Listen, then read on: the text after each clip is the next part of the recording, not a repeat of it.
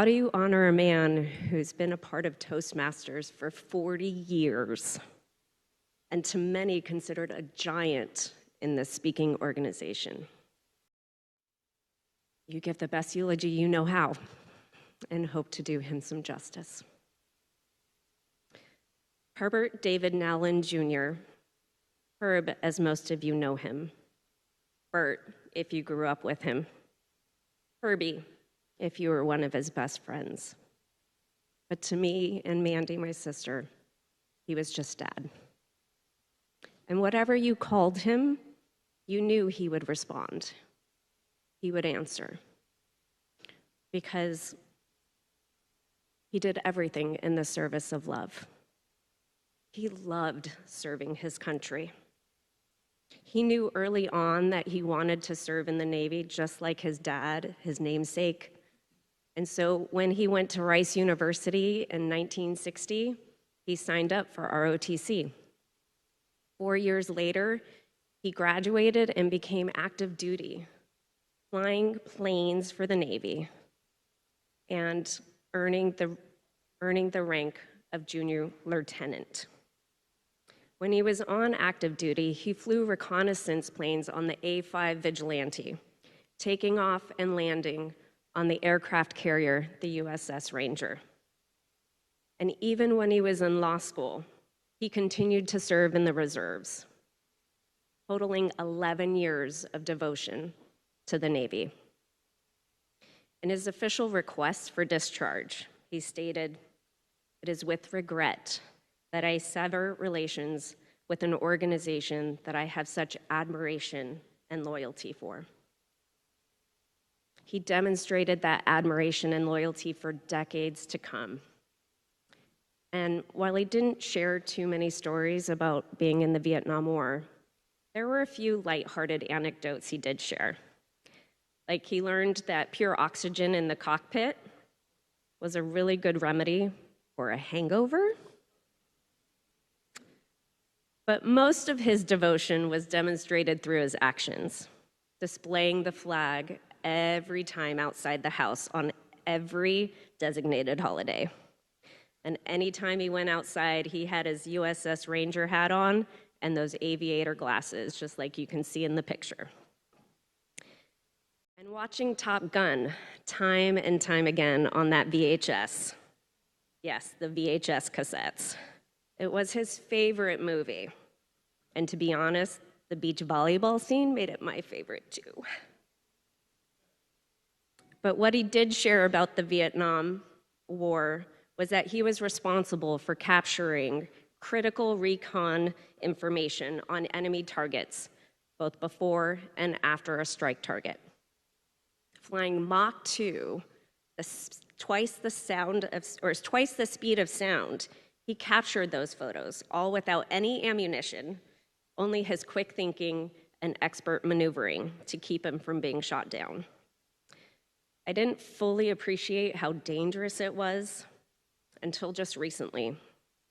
I found out that during the war, they lost the most aircraft was his A-5 Vigilante out of any other plane during that entire war, losing 18 planes and some of the brave pilots. On one of his many commendations, the Vice Admiral actually called out Dad's actions specifically, saying it was his courage and devotion to duty in the face of hazardous flying conditions that were in keeping with the highest traditions of the United States Naval Service. Thinking back, I had just a glimpse of that danger when he wrote a speech about the men he knew that were the names on the Vietnam Wall in Washington, D.C., the fellow squadron brothers that he lost. It was one of his most compelling speeches, the wall, and I can still see him gesturing, tracing each of the names that he lost on the wall. In the face of immense danger, he continued to fight for freedom for others. He did everything in the service of love. Dad loved also serving his community as a lawyer. With his law degree in hand in 1972, he continued to fight for freedom and dignity of others. Dad didn't go into law for the fame or the money, but for the people who were in crisis. People desperately trying to stay here in this country, to build a life for themselves and their families. Or people ending a marriage and just needed a little bit of dignity and grace. Dad was that patient hand and that listener when they needed it, and most importantly, the fierce advocate. He had his own practice for most of his career with his dear friend and legal assistant, Charlie. And it was this way because he wanted to choose who his clients were.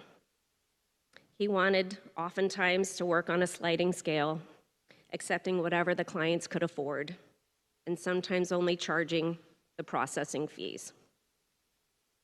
Because to him, it was about being of service. A few years ago, we ran into one of his clients at the dentist's office of all places. And she kept thanking him over and over again about immigrating her and several other family members. The beautiful life she was able to build here. She even brought her daughter over to meet him, saying this was the man who made it all possible. There were so many examples of that. And one of my proudest moments of his storied career actually happened fresh out of law school. He was working for legal aid in Oxnard, and a local activist, Juan Soria, came in looking to sue the Oxnard School District for segregation and discriminatory practices on behalf of his nieces and other students in the Colonia community. This was a civil rights issue that was fought all across the country. Dad was undaunted by his lack of experience or the gravity of what was in front of him. He took Mr. Soria's case and stood alongside him, shoulder to shoulder. Well, Mr. Soria was actually 6'5", 315, and as you all know, Dad was generously about 5'4", 150, so it was more like shoulder to elbow, but stood alongside him nonetheless, all the way to the Supreme Court. Yeah, the United States Supreme Court. He wrote the written arguments and submitted them, and the Supreme Court actually declined to hear the case, which ultimately upheld the lower court's ruling in favor of Mr. Soria and forcing the school district to integrate. Dad and Mr. Soria won, but more importantly, the children of Oxnard won. He was so proud to have served his community in that way. He did everything in the service of love. Dad also loved serving his beloved Toastmasters, as many are here today. He joined the organization in '76 to improve his litigation techniques and sway the judges. And it was in this community that he found his people, a global family. He enjoyed spending time with his best friends, Jim Sullivan and Don Inch, and many others who became part of that chosen family.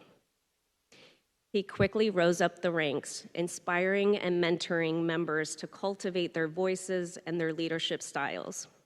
He drove up and down the California coast and even all the way to Milwaukee once in Don's infamous orange Pinto, speaking to anyone about the powers of Toastmasters. He was so inspired himself that he ran for international director. I was only 6. Mandy was in a stroller. I can't imagine how challenging it was to serve in that role as a young father, and how patient my mother must have been. Dad's proudest moment as director was the opportunity to recognize his fellow Toastmasters who were prisoners of war in Vietnam at the Hilton Hanoi camp. These brave men were running secret Toastmaster meetings during their capture, risking their lives. And in '86, Dad personally co-presented one of those POWs a copy of the official club charter. He was so honored to recognize his fellow brethren for their tremendous courage and the bond they had about the power of Toastmasters. But his service to Toastmasters didn't stop in '86. He later became the official parliamentarian for the organization's annual business meetings, serving in that role for 25 years. He's probably best known for that role because he would sit next to the organization's president year after year when elections were held and decisions were made. And this is where Dad shined. He was a rock star in the eyes of many of his fellow members. He's famously known for leading this large group of people in the YMCA each year alongside the president. See, there's a lot of downtime that happens when they're counting the votes, so there was music being played to keep the energy up, and YMCA became that song. So here's my father, year after year, standing next to this distinguished Toastmaster from all over the world, singing YMCA. It was unreal. It was a side of my dad that Mandy and I didn't get to see very often. People would tell us, "Oh, your dad is so fun, he's so hilarious." We were like, Herb Nowlin? But we found out that it was because he was among his people. He was the most free, most animated, most alive. He loved Toastmasters. And boy, did Toastmasters love him. He did everything in the service of love. But he loved his family most. My parents were set up between friends as their first date. Dad was looking for a tutor to teach him Spanish so he could better communicate with his clients. And Mom was single and fluent in Spanish. So the tutoring began, but I'm guessing that it transitioned quickly into dating because Dad's Spanish was not good. No bueno. Despite being very different people, though, they fit perfectly together. He was the early bird that was productive at 6 a.m., and she liked to sleep in and take her time in the morning. He was reserved and introverted. She was the social butterfly that loved to have a good time. And when they traveled, he would map out the fastest, most efficient way to their destination. And Mom wanted to take all the detours and stop on the excursions. But we saw the love and patience they generously gave to each other when their styles clashed. They balanced each other out so beautifully. And while we saw his love for Mom in the everyday moments, there's one that stands out. Back in 2010, Mom ended up in the hospital in San Diego with a severely infected gallbladder that actually shut down major organs and turned into sepsis. She spent a month in the hospital recovering, and Dad never left her side. He was there every minute of visiting hours, taking notes from doctors and nurses and tending to her needs. This July would have been their 50th wedding anniversary. And even though he was stuck in bed, he was already planning a big party, eager to invite his family from Texas and Louisiana, and then later decided we should keep it small, reduce any overwhelm or confusion for Mom and her Alzheimer's. He was taking care of her until the very end. Dad took care of Mandy and me too. We had our morning and night routines that, looking back, were filled with such love and care. When we were little, he tucked us into bed and read us stories and sung a special daddy-daughter song. You are my sunshine, my only sunshine. When we were older, he taught us to drive like a pilot, just flying low. If you ever drove with him, you know. He also helped us with our homework, proofreading all our papers, making sure we wrote and spoke with proper English. He even corrected us at the dinner table. It's not if I was, It's if I were. You need to use the pluperfect tense for the conditional if. Back then, we would roll our eyes, but it did stick. Because Mandy even corrects me now, saying it's not less minutes, it's fewer minutes. He also loved volunteering for Mandy's soccer teams. First it was refereeing, but then quickly he took on being president of her newly established soccer club. He was such a devoted soccer dad and loved to see us out on the field. His biggest goal was actually to raise independent women. I think he may have succeeded in that part. He loved that we ventured out on our own for college and traveled. Mandy especially inherited his love for travel. He knew that this was the way we would figure out who we were and better understand the world around us. There were some downsides, though, to having independent daughters, like when we got tattoos, or when skydiving, jumping out of perfectly good airplanes. But he was immensely proud of both of us and so grateful that we were there for the last few years. With the help of Dewan and Chris, his caregivers, we were able to keep him as independent as possible. He was a serious man for many, but he also had a venturous and fun side, just a dash of mischief. It may not have been skydiving level, but he did hike from San Francisco all the way to Denver, 1,200 miles after finishing law school.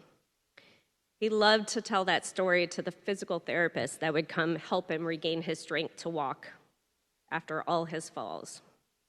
He wanted them to know that his body was once strong, and he was determined to regain that strength. This determination was evident even as a child, though. As a kid, he loved bananas, but his family couldn't really afford them. But he knew his neighbors down the street did. So he would walk down the country road and knock on his neighbor's door asking for a banana.